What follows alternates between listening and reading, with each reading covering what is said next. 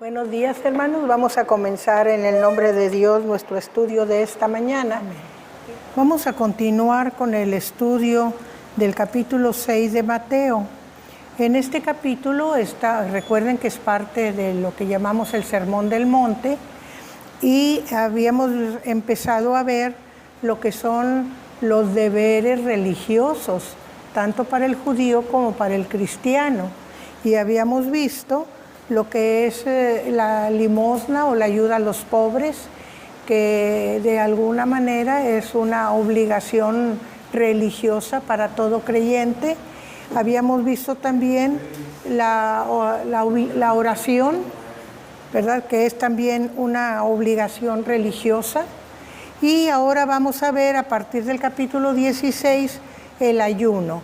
Esos son los 3 deberes religiosos, podríamos decir, del creyente. Entonces vamos a empezar la lectura, por favor, del capítulo 6, versículo 16.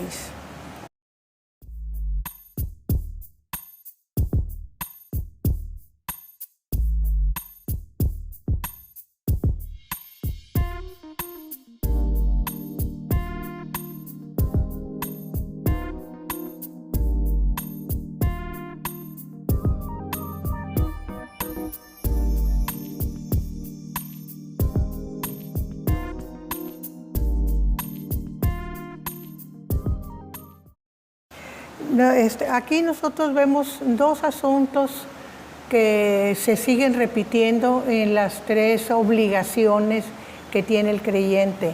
Uno es la sinceridad del hecho, de lo que hace, y otra es evitar la hipocresía, ¿verdad? O sea, son las visto desde el punto positivo o desde el punto negativo.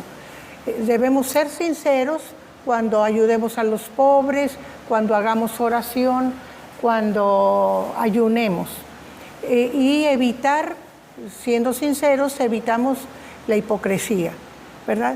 Porque cuando lo hacemos para levantar nuestro ego, nuestro yo, para que nos vean, para mostrar nuestra piedad a la gente, entonces no lo estamos dedicando a Dios, lo estamos dedicando a los que nos ven, para tener la aceptación o el reconocimiento de los que nos ven. Entonces ahí hay hipocresía. Y en este caso del ayuno, dice Jesús: cuando ayunéis, no seáis austeros como los hipócritas. Y aquí está marcando el problema, la hipocresía. No seáis austeros. ¿Qué quiere decir? Que me muestro con lo menos agradable posible, sin adorno, sin arreglo, sin buena presentación, ¿verdad? Eso significa en este momento austero. No seáis austeros como los hipócritas, porque ellos demudan sus rostros para mostrar a los hombres que ayunan.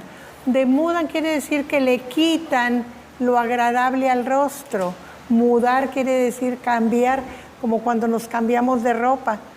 Nos ponemos otra muda, decimos, ¿verdad? Eso es mudar, quitarse. Se quitan el buen aspecto, la sonrisa, el rostro agradable, la cara limpia, o sea, bañaditos, lavaditos, sin peinar, con la cara así toda hacia abajo, con los ojos y la boca hacia abajo, como muy tristes, ¿verdad?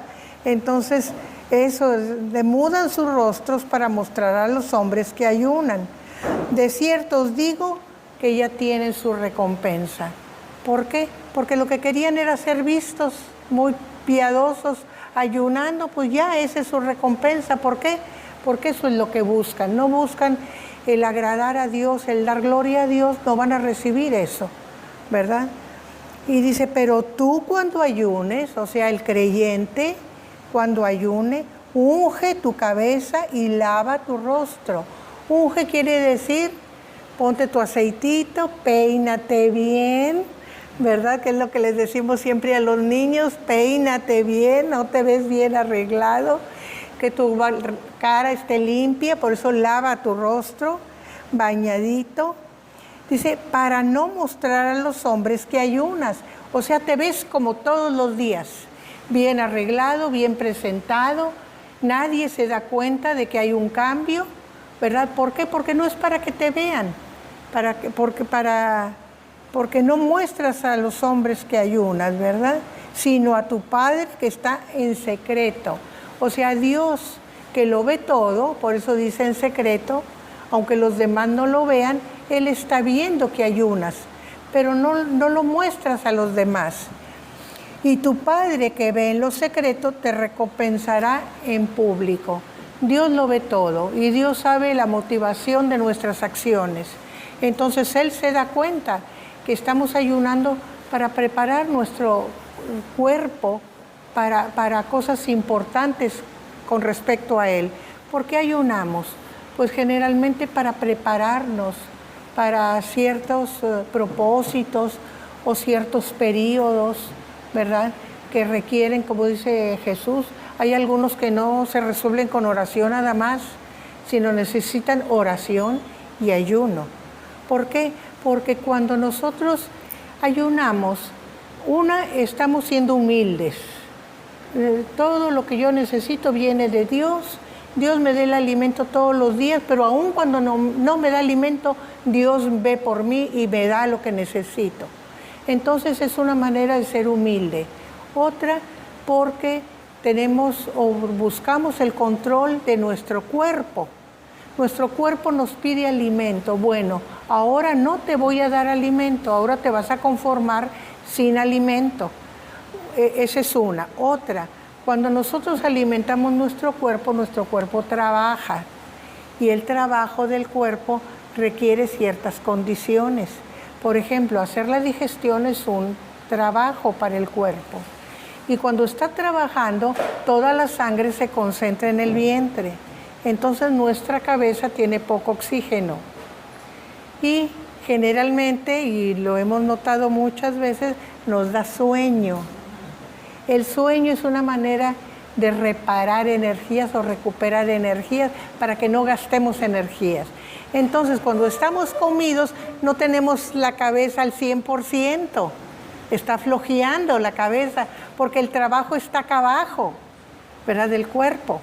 Entonces, cuando queremos ciertas situaciones, sobre todo cuando es una oración muy intensa, nos preparamos con ayuno para estar con todo el pensamiento concentrado en lo que vamos a hacer, que no nos distraigamos, que no nos dé sueño, que no nos cansemos, ¿verdad? Porque de repente, sin darnos cuenta, ya estamos pensando en otra cosa, ¿verdad?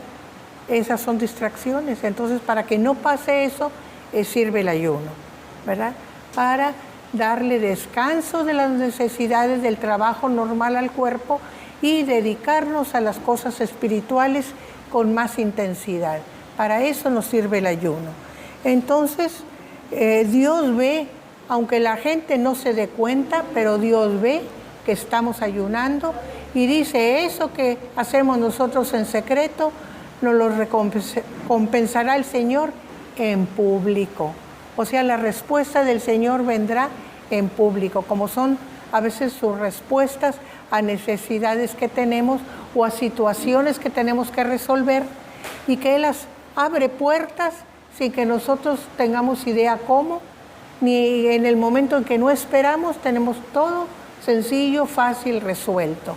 Esa es la forma como Dios se muestra en público, ¿verdad? Son de las formas en que se muestra Dios en público. Vamos a seguir con la lectura en el versículo 19.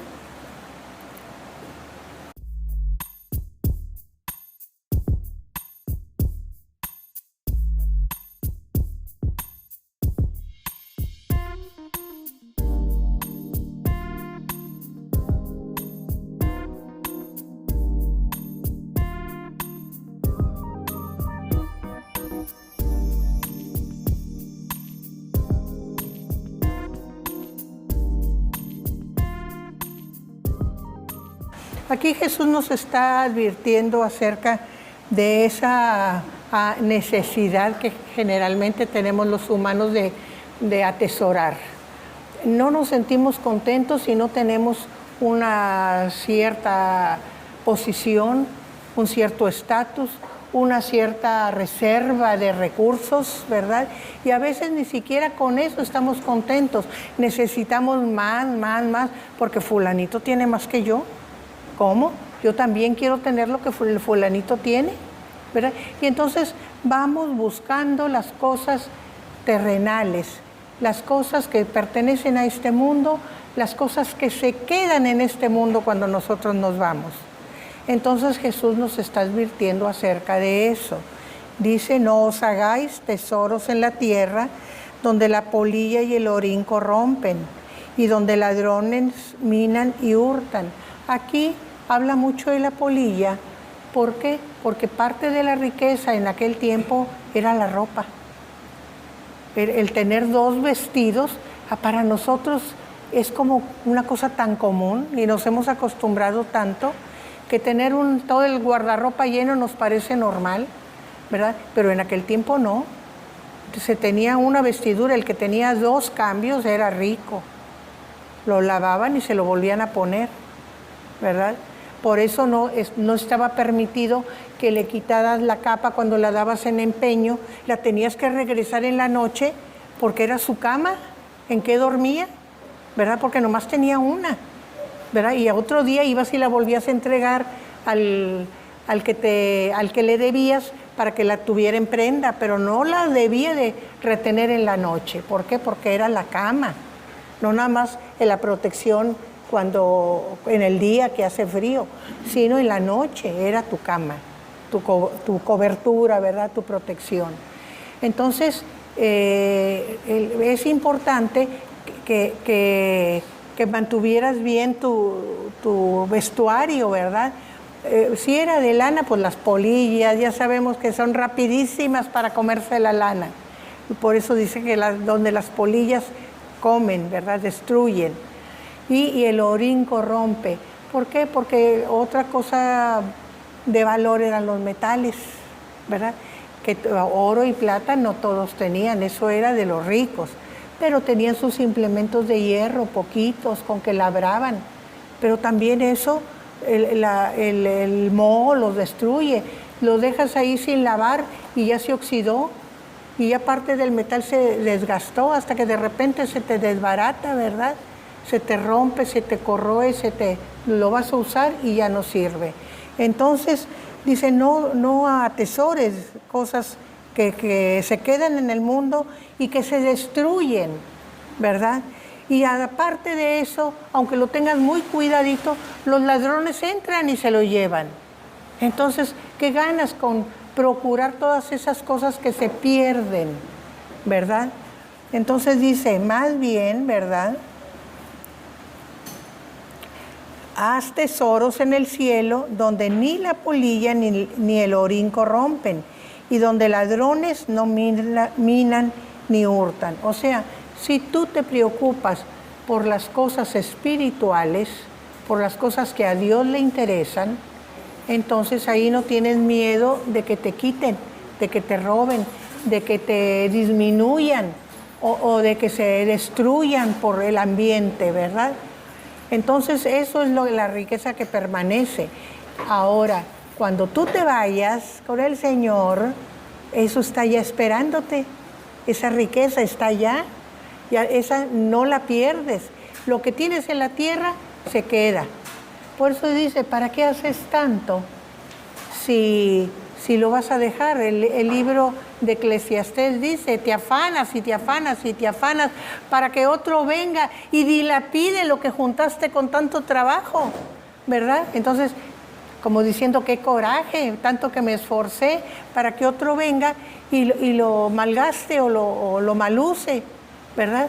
Entonces, lo que se queda aquí es, por demás, son riquezas que en la eternidad no nos van a servir de nada. Entonces mejor procura las riquezas espirituales que ya están allá en el cielo y que se estarán esperando cuando llegas. Y da una razón y dice, porque donde esté vuestro tesoro, ahí estará también vuestro corazón. O sea, lo que nosotros anhelamos, lo que nosotros buscamos, es lo que es donde ponemos el corazón. Si lo que anhelamos y buscamos son las riquezas materiales, pues ahí vamos a poner nuestro corazón. Vamos a esforzarnos, vamos a buscar, vamos a idear, vamos a hacer todo lo posible para llegarnos a riquezas del mundo, ¿verdad? Riquezas materiales. Pero si nuestro corazón está en lo que a Dios le agrada, entonces nos vamos a afanar por eso, ¿verdad? Vamos a procurar esas cosas. Entonces, por eso dice, donde esté vuestro tesoro, ahí estará vuestro corazón. Jesús no quiere quitarnos nuestro tesoro. Él quiere que tengamos un tesoro, pero lo que quiere hacer es orientarnos para escoger cuál es el mejor tesoro que debemos buscar. Porque nuestro corazón va a estar allí. Entonces, ¿qué le dedicamos a Dios? Nuestro corazón.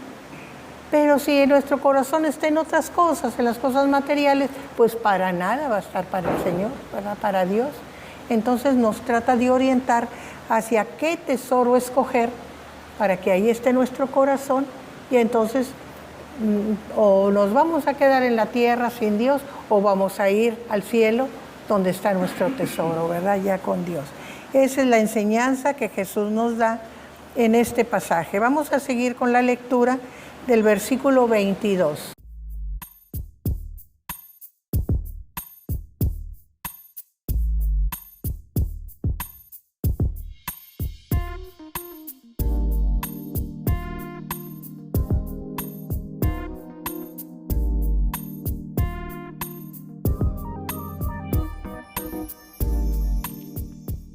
Aquí nosotros vemos cómo Jesús nos advierte de lo que nos lleva hacia, vamos a decir, las malas inclinaciones, las malas decisiones. Y pone, por ejemplo, el ojo.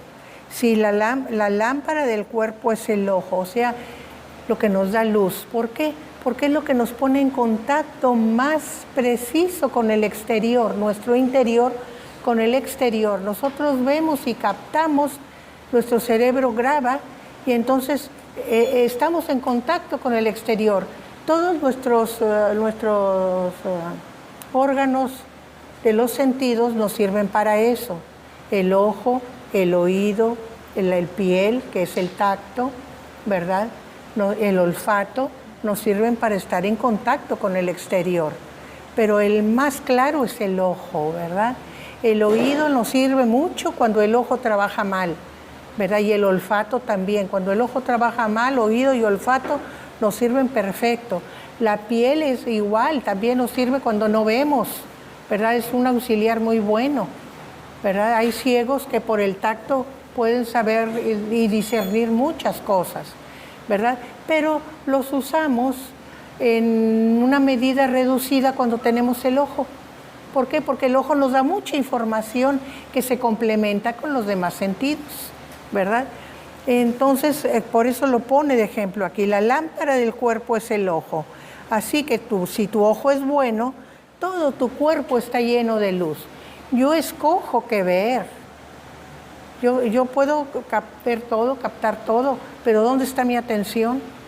Mi atención está en lo que me agrada, en lo que me interesa, en lo que sé que es bueno, cuando mi ojo es bueno.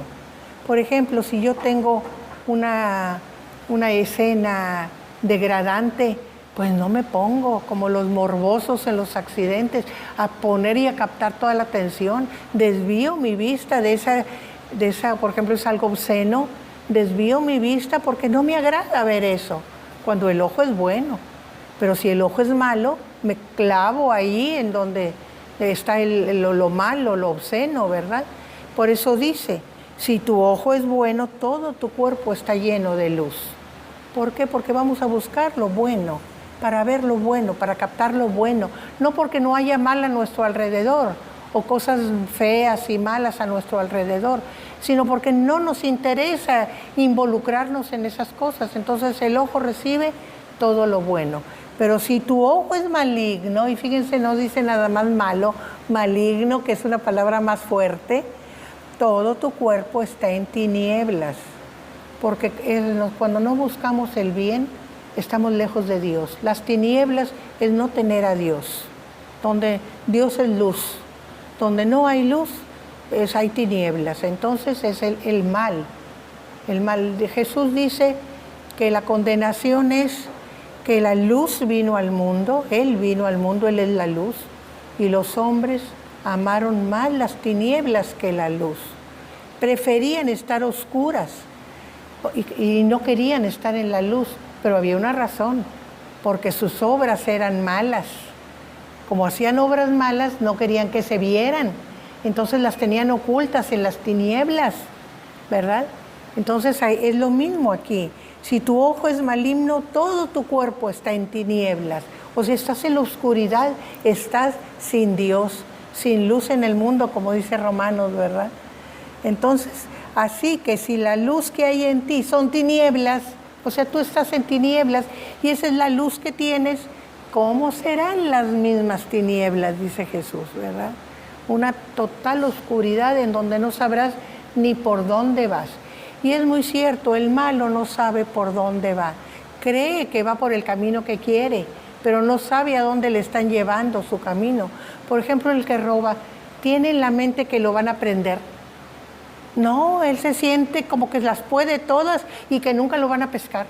Igual el que mata, soy muy listo, no me va, pero se escapa, lo más probable es que lo pesquen. En el menor descuido, lo pesquen. En la menor pista que deje, lo pescan. Y o lo matan, o lo encierran, o le dan castigo, X castigo, ¿verdad? Pero nunca piensa, no sabe por dónde va porque está en tinieblas, ¿verdad? Así es el malo. Cree que todo le va a salir bien, pero el mal se vuelve contra ti mismo cuando lo haces. Y ese es el problema, ¿verdad? Vamos a seguir con la lectura del versículo 24.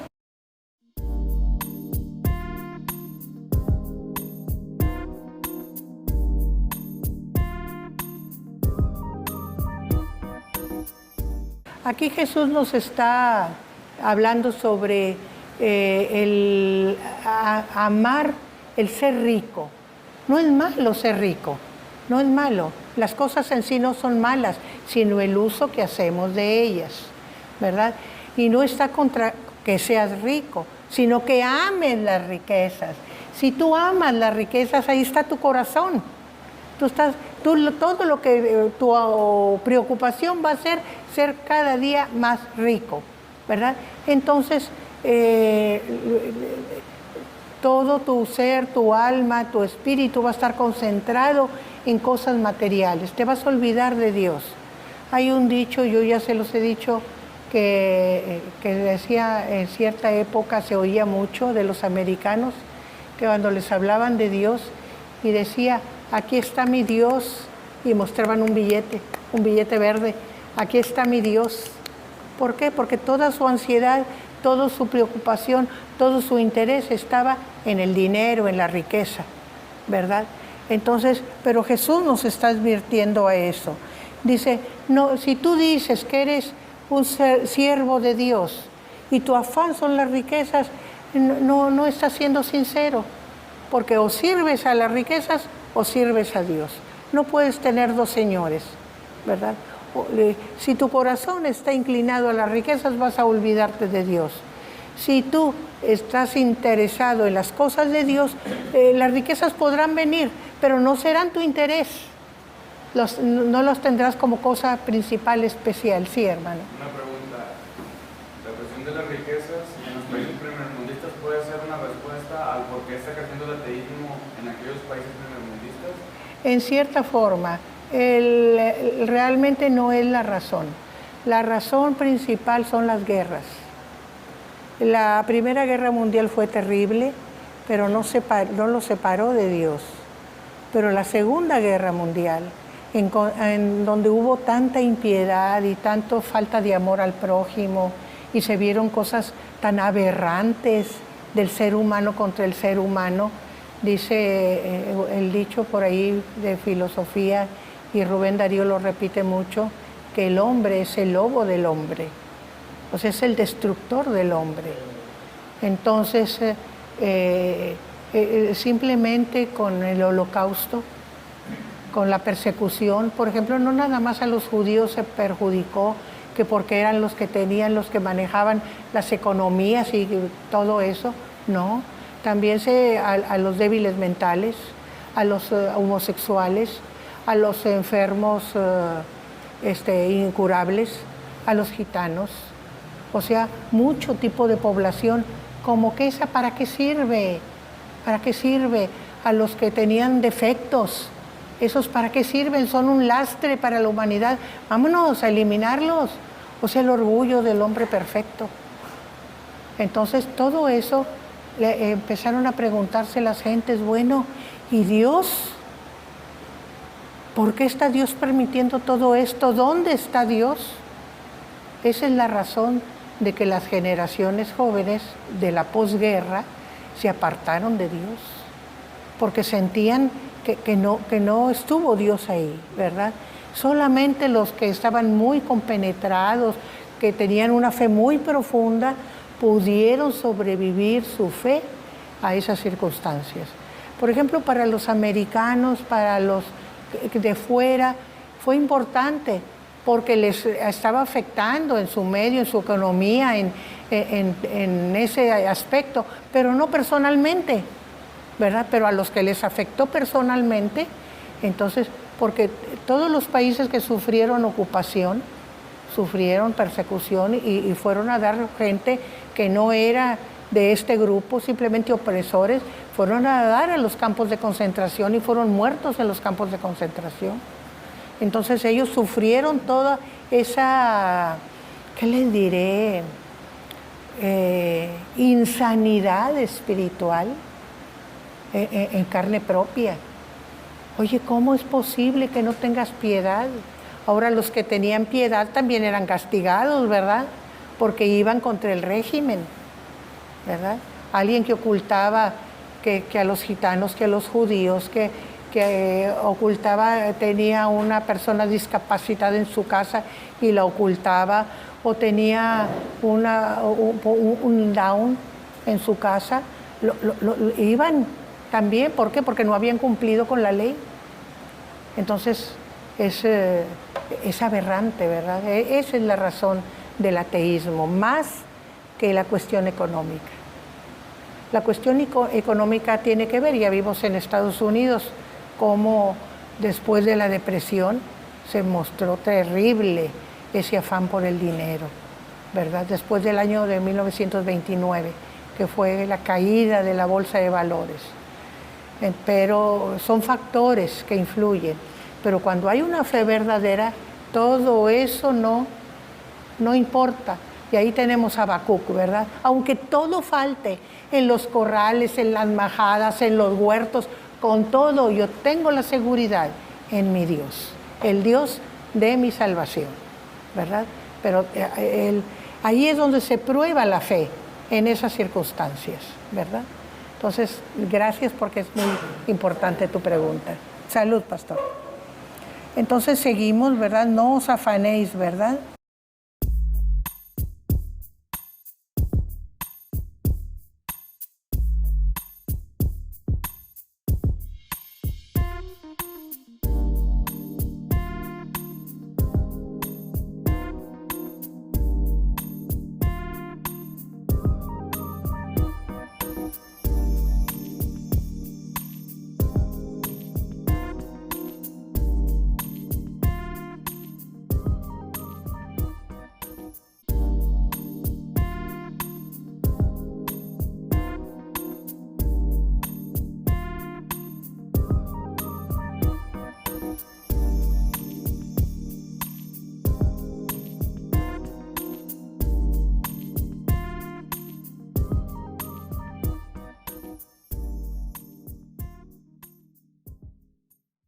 Aquí este pasaje está muy relacionado con el anterior. A veces no lo relacionamos. Consideramos que una cosa es el afán de la riqueza y otra cosa es el afán por las necesidades. Pero están muy íntimamente conectados. Porque cuando nosotros sentimos la ansiedad y el afán de lo que necesitamos, quiere decir, me falta dinero, no tengo dinero suficiente. Necesito tener más dinero, ¿verdad? Por eso digo que están muy conectados. Entonces, cuando nosotros tenemos ese afán, ¿verdad?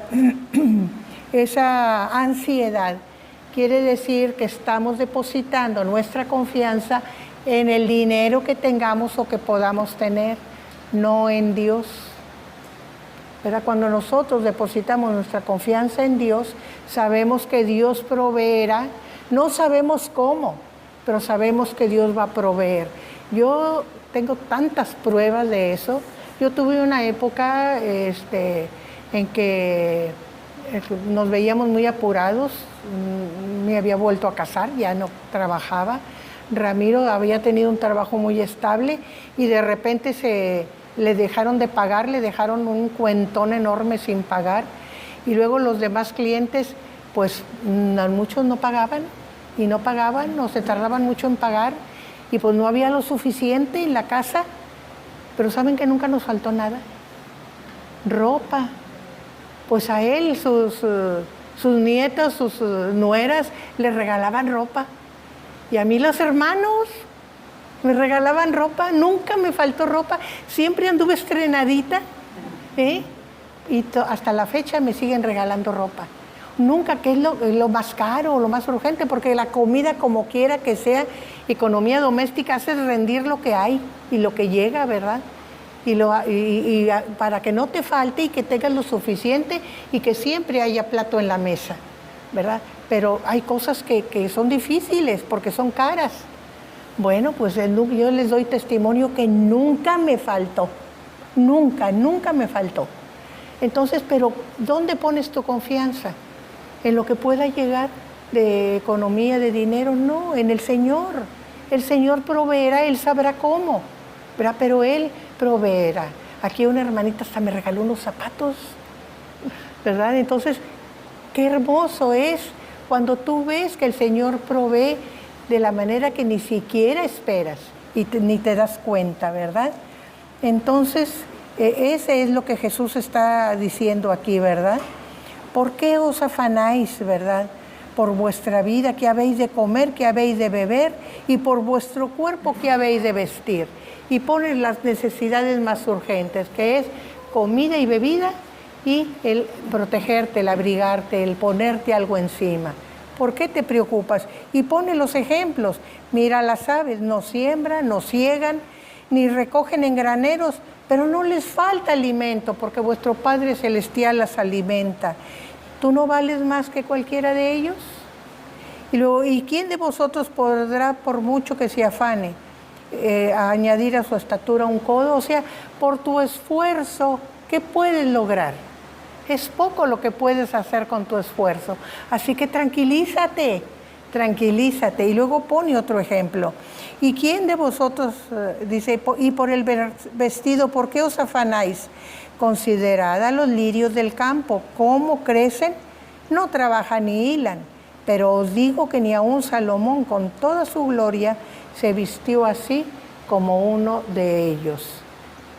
Vamos a considerar una rosa, los pétalos como seda. ¿Cuándo tenemos un vestido así?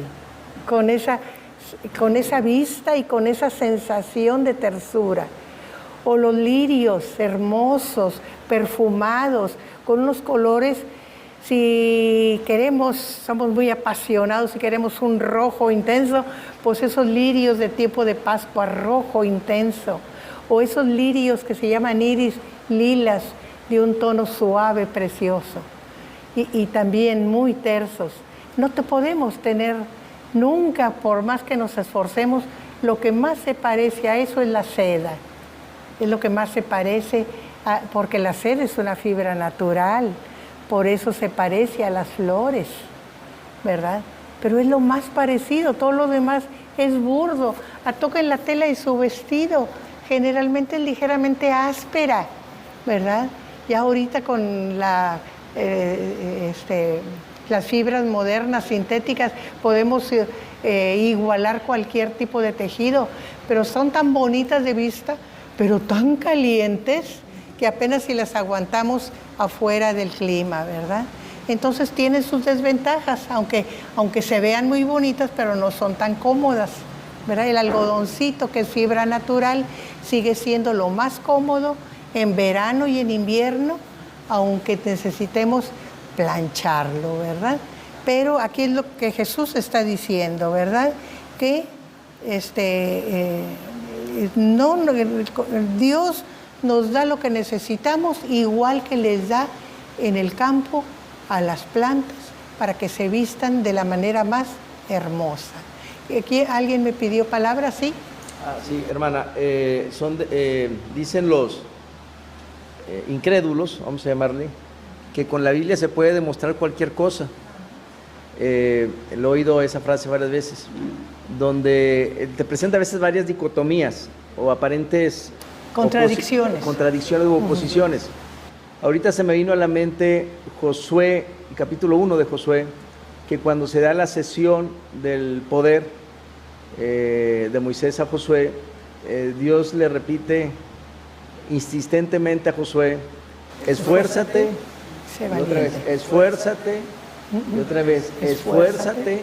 No vas a tomar la tierra si a veces no doblas turno o triplicas turno, como aquel pasaje donde él tuvo que detener el sol y la luna, ahí tuvo que trabajar doble turno, o sea, porque si no perdía la batalla. Es decir, ahí era sin comer y sin dormir, síganle, y Dios le dijo: la vas a tomar pero con mucho esfuerzo, sí te la voy a dar, pero con mucho esfuerzo. Y acá vemos en este pasaje que dice: ¿y quién puede, por más que se afane, añadir a su estatura un codo? Y entonces depende muchas veces de la personalidad de cada quien, dónde se cobija, o sea, dónde se abriga.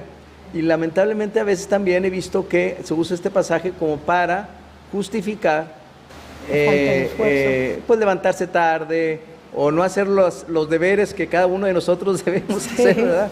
Porque al cabo, ¿quién por más que se afane puede agregar a su estatura un codo? Por cierto, ese fue un texto muy impactante para mí, porque yo soy chaparro de nacimiento. O sea, entonces de niño lo oí y dije, bueno, pues sí, ¿verdad? O sea, no eres anglosajón, o sea, esa es tu estatura. Entonces, tiene mucho sentido. Pero también leía a Josué, que decía: esfuérzate. Entonces son de esas, yo le llamo así como perspectivas, incongruencias aparentes, que yo sé que tiene que ver esto más con el afán, más que con el trabajo. Pero sí que debemos de Dios nos dé sabiduría siempre, sí, porque son de esas cosas que a veces puedes tener un mensaje y el otro a la vez.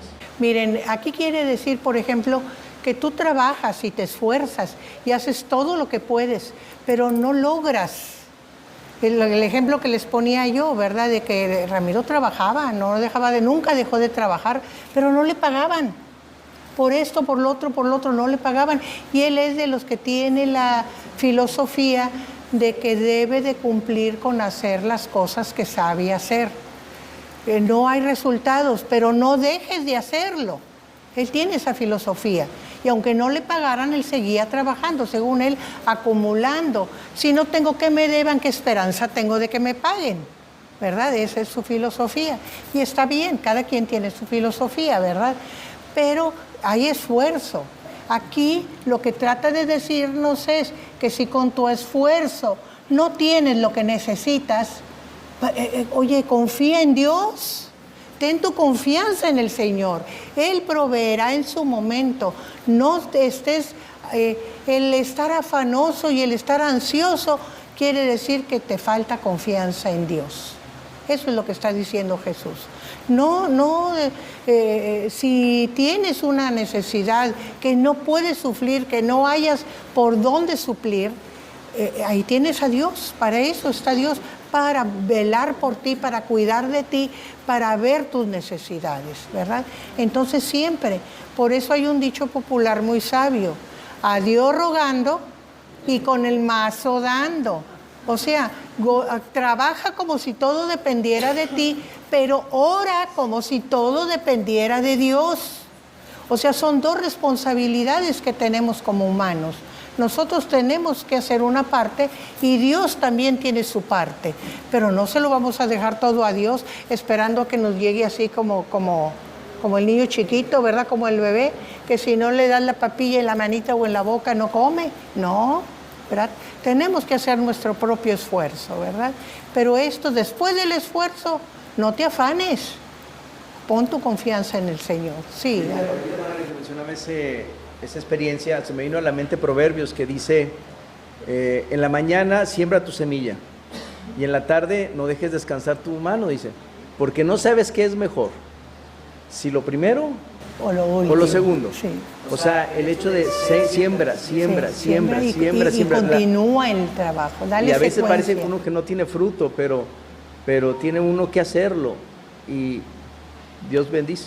Miren, a mí me causa, nosotros sabemos que nuestro campo es el renglón más triste y más abandonado de nuestra economía. El gobierno no le pone toda la atención que debía. ¿Por qué a Estados Unidos le sobra pastura y le sobra todo? Porque el campo es importante. Y igual sucede en Europa, el campo es importante, pero entre nosotros no. Con la cosa de que tenemos tanto que es estéril o que es de poca lluvia, no le ponemos atención. No, es que así es el terreno, ¿verdad? Pues sí, en Israel ese es cierto y es un vergel, porque le ponen ganas, ¿verdad? Y a mí les digo que me llama mucho la atención nuestros agricultores que siembran de temporal, porque cae una lloviznita y aran, tiene la tierra preparada, cae una lloviznita y siembran. A lo mejor no se va a dar, a lo mejor no va a llover para que crezcan las plantas y fructifiquen, pero ellos siembran, tienen la confianza, la fe en que puede producir, ¿verdad? Que no se produjo. El siguiente año no dicen, ¿para qué siembro? No se da, no, vuelven a sembrar. Entonces eso nos debe de enseñar también a nosotros a siempre esperar en el Señor. Habrá veces que no haya respuesta, pero siempre con esa confianza, ¿verdad? De esperar en el Señor, ¿verdad? Y eso es lo que Jesús nos quiere enseñar con estos pasajes, ¿verdad? Y si se dan cuenta está muy relacionado con el tener riqueza. No, es que me pasa esto porque no soy rico, porque no tengo recursos, no. Lo que pasa es que no tienes confianza en el Señor, que es el que provee, ¿verdad? Ten confianza en el Señor cuando estés necesitado, ¿verdad? Y nos quedamos en el 31. Vamos a seguir lectura en el 31.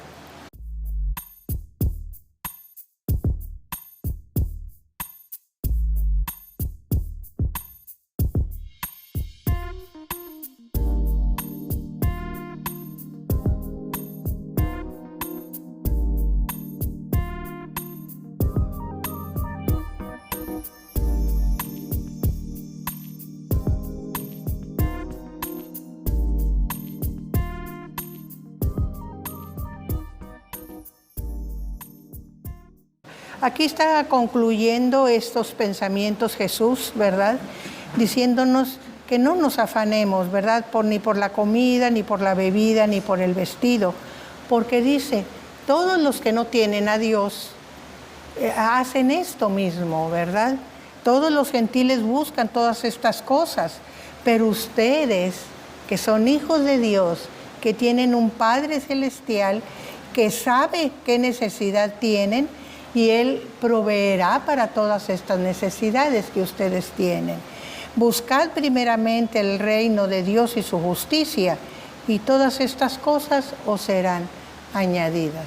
Entonces aquí Jesús lo que nos está diciendo, lo más importante es buscar el reino de Dios. ¿Qué es buscar el reino de Dios? ¿Cómo estamos en el reino? ¿Cómo nos acercamos al reino? ¿Cómo somos ciudadanos del reino? Pues haciendo la voluntad de Dios, haciendo la voluntad del Señor del reino, ¿verdad? Cuando nosotros seguimos todo aquello que Dios nos enseña, ¿verdad? Todo lo que Dios es, lo que pide de nosotros, entonces estamos en el reino. Ahorita el reino es espiritual, ¿verdad? Pero ya estamos en el reino cuando somos seguidores de Dios, ¿verdad? Por eso dice, buscad primeramente el reino de Dios, pero no nada más buscar y bueno, ya voy a hacer tu voluntad. hay una cosa muy importante, y su justicia. Y aquí no es nada más el ser justo con el prójimo, sino es buscar a Cristo, porque la justicia de Dios es Cristo. Cristo es nuestra justicia. ¿Qué nos justifica delante de Dios? El sacrificio de Cristo en la cruz. Él es nuestra justicia, ¿verdad? Entonces, buscad primeramente el reino de Dios y su justicia, y todas las cosas os serán añadidas. Eso es lo principal, buscar eso. Todo lo demás vendrá solo, como le vino a Salomón. Salomón le dijo: Señor, enséñame a gobernar, yo soy joven y soy inepto. Pero, Señor, dame el saber gobernar este pueblo tan grande. ¿Y qué le vino? Con la sabiduría para gobernar, le vino riqueza, le vino poder, le vino todo. Que lo aprovechó bien o no lo aprovechó bien, ya fue cosa de él, ¿verdad? Y trajo mal para sus descendientes. Pero Dios le dio de lo que él buscó y todo lo demás que le faltaba. Así es Dios con nosotros también.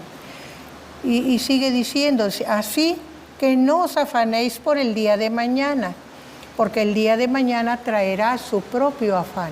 A veces nos mortificamos porque tengo para hoy, ¿y mañana? ¿Y mañana? No, para mañana no tengo. O para pasado mañana, o para educar a mis hijos, no tengo. ¿Qué voy a hacer? Están creciendo y cada rato les tengo que comprar ropa, ¿cómo le voy a hacer? Espérate, tranquilo. Si el día de hoy la pasas y vas bien, confórmate con que el día de hoy, mañana, dice Jesús, traerá su propio afán. Cada día es cada día. Y conforme, así como decimos gracias, Señor, porque pudimos ver la luz el día de hoy, así también porque tuvimos lo suficiente el día de hoy.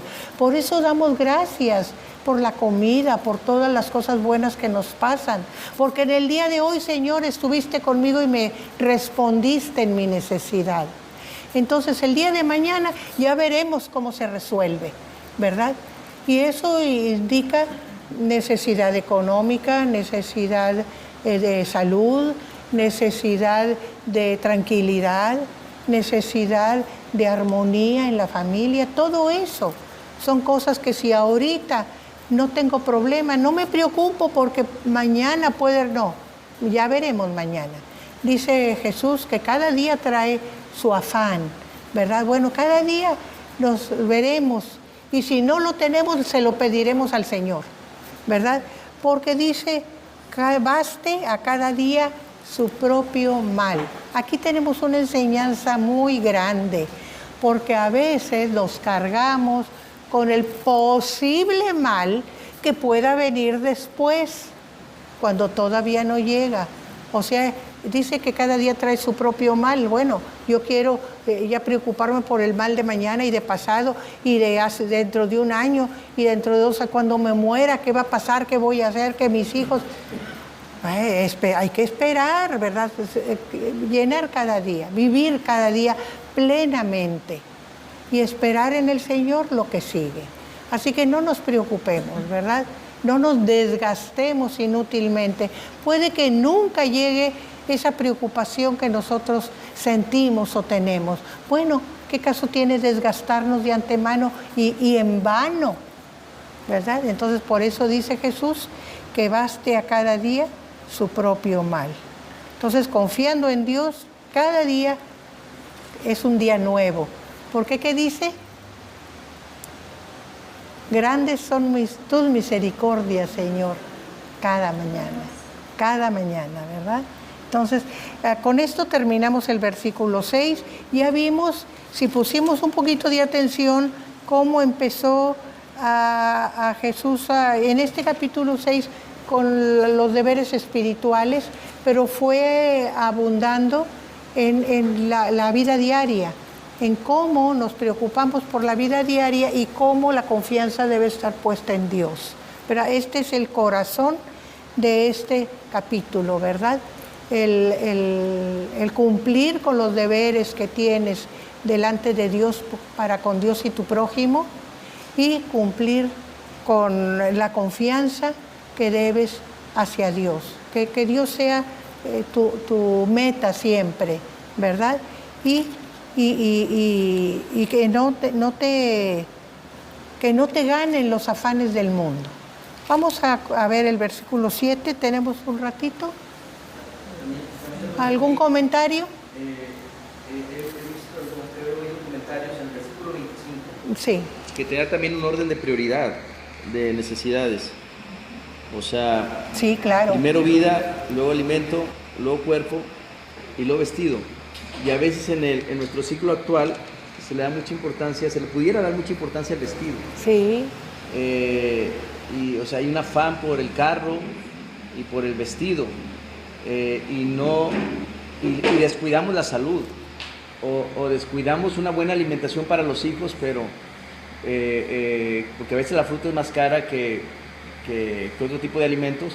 Sin embargo, el niño puede traer tenis de marca, aunque el alimento no sea el adecuado. Entonces también te da un orden Inverso. de gastos que tienes que sufragar. Ahí tenemos el ejemplo, eso es muy común en nuestra época, el ejemplo de lo que se ve. Nos importa lo que se ve. Lo que me como no se ve, pero el vestido, los zapatos sí se ven. Entonces, que dé la apariencia. Hay chicas que van a la oficina que parecen princesas, como dice Aarón, con todo de marca, pero no comen, en su casa no comen. Y entonces ahí hay un desfase.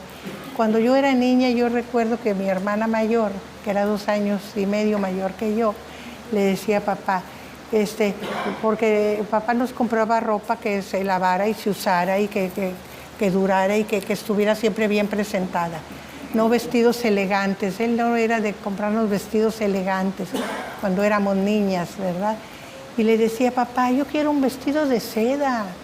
Decía, ¿y para qué lo quiere? Le decía, pues es que la niña fulanita lleva vestido de seda a la escuela. Dice, ¿y no te has fijado que todos los días lleva el mismo vestido? El papá le hacía ver que las circunstancias, ¿verdad? Y que no comían por haberle comprado el vestidito de seda, ¿verdad? Y no se lo quitaba la niña. Claro que hay niños que algo que les gusta no se lo quitan, ¿verdad?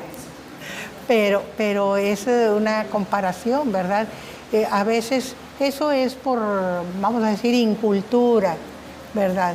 Pero por vanidad nos pasa. Es muy común lo que dice Aarón, que por andar bien vestidos le sacrificamos el alimento.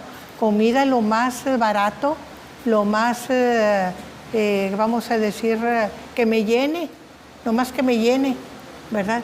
Por eso tiene tanto auge la comida chatarra, porque unas papitas y una soda, un gansito y una soda y ya comí, fue la comida. Pero la comida chatarra, aparte de que no nutre, es cara, es lo más caro. Yo, por ejemplo, nosotros desayunamos avena todos los días, pero avena cocinada. El cereal jamás se ve en mi casa. ¿Se han puesto a pensar lo que cuesta una caja de cereal? Carísimos. ¿Y qué tiene? El cornflakes es maíz.